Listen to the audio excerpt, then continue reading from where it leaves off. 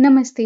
मैं प्रतिज्ञा हाजिर हूँ आप सबके सामने अपनी कहानी अगर तुम साथ हो के भाग 17 के साथ। सर प्लीज, मजाक नहीं, रूही ने लाड भरी नाराजगी से कहा। ये दोनों मिलकर मेरी मल्टीटास्किंग की धज्जियां उड़ा चुके हैं। अर्नब को देखिए, कल मीटिंग में क्लाइंट से कह रहे थे, सर इस डील का डकार, ओह मेरा मतलब आधार क्या है। अर्नब ने भी अपना सिर पकड़ लिया। भाई सच में, कल रात कौस्तुभ ने मेरे लैपटॉप पर दूध उलट दिया। मुझे तो लगा मेरा डेटा गया, पर शुक्र है कि मैंने कीबोर्ड को झट से क्लीन किया, वरना तो।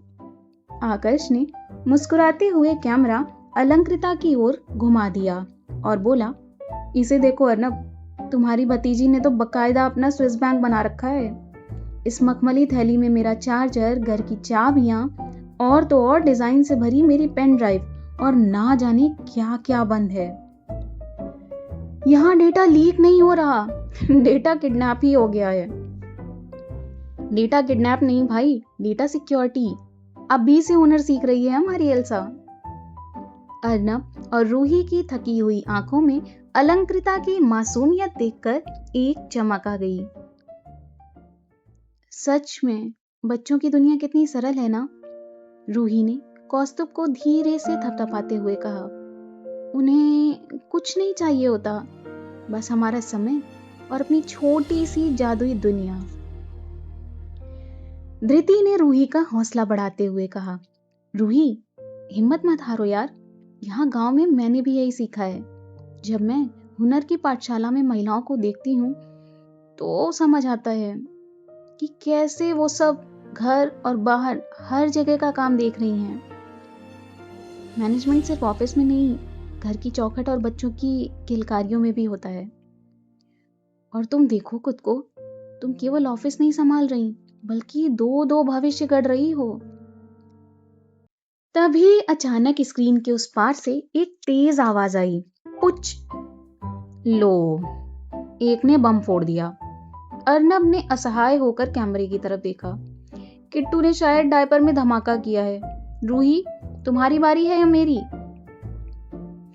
रूही ने हंसते हुए कहा, पिछली बार मैंने संभाला था, इस बार सीईओ साहब आप जाइए। आकाश और धृति दोनों हंसने लगे। आकाश ने चुटकी ली, जाओ अर्नब, अपनी इस नई डील को फाइनल करो और याद रखना, इस क्लाइंट को प्रेजेंटेशन नहीं, तालियां और लोरियां चाहिए। वीडियो कॉल कटने के बाद कमरे में फिर से वही सुकून भरा सन्नाटा छा गया। आकाश ने धृति की तरफ देखा, जो अलंकृता के सिरहाने रखी उस मखमली पोटली को सहला रही थी।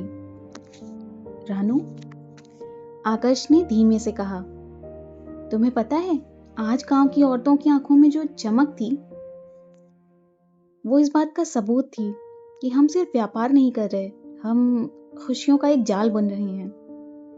धृति ने अपना सिर आकाश के कंधे पर टिका दिया। हाँ, सही कहा आपने। शहर का संघर्ष अलग है, गांव का अलग, पर दोनों जगह जीत तभी होती है जब सब साथ मिलकर काम करते हैं। बाहर चांदनी पूरे गांव को अपने आगोश में लिए हुए थी। आकाश ने एआई की मदद से लैपटॉप पर कुछ नई डिजाइन्स बनाई और धृति को समझाने लगा। इतना ही नहीं, उसने जल्द ही अपने नए ब्रांड की ओपनिंग पर भी काम करना शुरू कर दिया था। हम सबसे पहले एम्ब्रॉयडरी किए हुए छोटे पाउच और पोटलियों को डिजिटल मार्केटिंग के माध्यम से बाजार में उतारकर एक बार लोगों का रिस्पॉन्स चेक करेंगे। उसके बाद अपनी क्लोथिंग लाइन के फाउंडेशन डालेंगे। धृति एक बार में ही काफी कुछ समझ गई। उसने हाँ में सिर हिलाया। आकाश आगे बोला, हमें अपने ब्रांड का कुछ नाम सोचना होगा धृति। किस नाम से बाजार में उतारेंगे इसे? धृति भी सोच में पड़ गई और फिर अचानक दोनों ने मुड़कर अपनी सोती हुई बेटी अलंकृता की तरफ देखा। दोनों की नजरें एक साथ अलंकृता और उसके सिरहाने रखी उस मखमली तिजोरी पर ठिठक गई, जिसमें उसने दुनिया भर का कबाड़ और आकाश की कीमती पेन ड्राइव एक साथ सिक्योर कर रखी थी। तुम्हें भी वही लग रहा है जो मैं सोच रहा हूँ? आकर्ष के चेहरे पर एक शरारती मुस्कान फैल गई। धृति ने मुस्कुराते हुए सिर हिलाया। बिल्कुल, जो नाम हमारे घर की सबसे छोटी सीईओ ने खुद चुना है, वही सबसे सटीक है। आकर्ष ने झट से कीबोर्ड पर टाइप किया और स्क्रीन पर बड़े बड़े अक्षरों में लिखा उभरा, एल्साज वेलवेट वॉल्ट। एल्सा की मखमली तिजोरी। वॉल्ट मनी तिजोरी, आकर्ष ने उसे समझाया।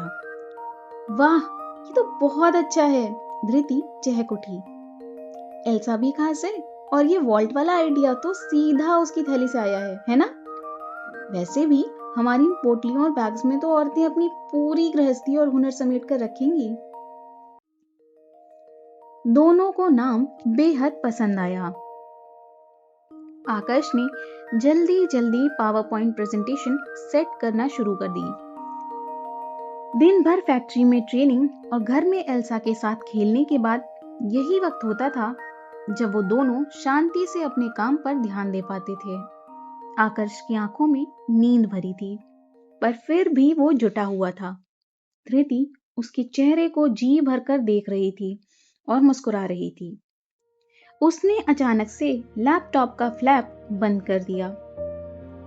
अरे, ये क्या कर रही हो? सो जाइए, काम सुबह हो सकता है, अभी चुपचाप सो जाइए। आकर्ष कुछ विरोध करना चाहता था, पर धृति की आंखों की दृढ़ता और चेहरे पर खिंची एक शरारती मुस्कान के आगे उसकी एक ना चली। उसने अपनी उंगली लबों पर रखकर उसे चुप रहने का इशारा किया। कमरे की पीली रोशनी में धृति का चेहरा किसी शांत झील जैसा लग रहा था। आकर्ष ने एक लंबी सांस ली और अपनी कुर्सी पीछे खिसका दी। रानू, तुम्हें पता है, तुम बहुत बड़ी बिजनेस किलर हो, आकर्ष ने दबी आवाज में कहा। पूरी दुनिया जाग कर काम कर रही है और तुम मुझे सुलाने पर तुली हो। धृति ने मुस्कुराते हुए उसका हाथ थामा और उसे खड़ा कर दिया। पूरी दुनिया के पास एल्सा की मखमली तिजोरी की चाबी नहीं है, पर मेरे पास है, और मेरी तिजोरी का सबसे कीमती खजाना आप हैं। अगर मेरा खजाना ही थक जाएगा तो मेरी तिजोरी की चमक फीकी पड़ जाएगी ना। आकर्ष का दिल धृति की इस बात पर जैसे पिघल सा गया। उसने धृति की कमर में हाथ डाला और उसे धीरे से अपनी ओर खींच लिया। इतनी अच्छी बातें कहां से सीख ली? हाँ, हुनर की पाठशाला में कोई मेरी बीवी को ट्रेनिंग दे रहा है क्या? धृति ने अपनी नजरें झुका ली और आकर्ष की शर्ट के बटन से खेलने लगी। नहीं, पर उन्होंने ये जरूर सिखाया है कि धागे को अगर जरूरत से ज्यादा खींचा जाए तो वो टूट जाता है। आप भी खुद को बहुत ज्यादा खींच रहे हैं। चांदनी खिड़की से छनकर उनके पैरों के पास कालीन पर सफेद मखमली चादर बिछा रही थी। बाहर झींगुरों की आवाज एक मंद संगीत की तरह गूंज रही थी। आकर्ष ने धृति की ठुड्डी को ऊपर उठाया। उसकी आंखों में नींद तो थी, पर धृति के लिए अगाध प्रेम भी। उसने झुककर धृति के माथे पर एक लंबा और सुकून भरा किस दिया। शुक्रिया रानू, मुझे मशीन बनने से रोकने के लिए। धृति ने उसके कंधे पर अपना सिर टिका दिया और फुसफुसाकर मुस्कुराते हुए बोली, मशीन तो अर्नब और रूही बन गए हैं बेचारे, आपको तो बस एल्सा का पापा और धृति का आकर्ष बने रहना है। आकर्ष ने उसे और मजबूती से अपनी बाहों में भर लिया। कमरे के एक कोने में अलंकृता अपनी छोटी सी मुट्ठी में उस मखमली पोटली का धागा पकड़े हुए सो रही थी, और दूसरे कमरे में दो दिल एक नए कल के सुनहरे सपने बुन रहे थे। चलो, आकर्ष ने फुसफुसाते हुए कहा, कल सुबह एल्सा के साम्राज्य की पहली ईंट रखनी है, तो आज की रात इस शांति के नाम। धृति ने मुस्कुराकर लाइट बंद कर दी।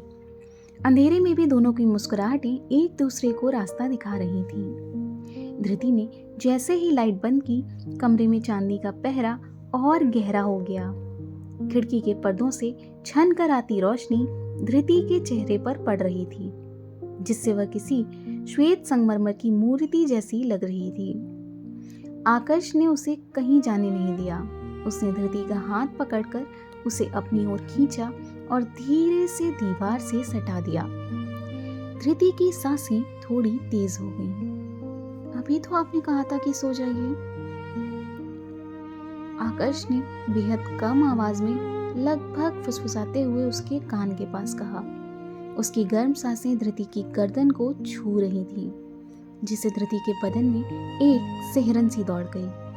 धृति ने उसकी नजरों से नजरें मिलाने की कोशिश की, लेकिन आकर्ष की आंखों में इस वक्त काम का जुनून नहीं, बल्कि उसके लिए वो पुरानी दीवानगी थी जो कानपुर की गलियों और ऑफिस की भाग दौड़ में कहीं दब सी गई थी। सुनिए, एल्सा जाग जाएगी। धृति ने कमजोर सा विरोध किया, पर उसके हाथ खुद ब खुद आकर्ष के कंधों पर टिक गए थे।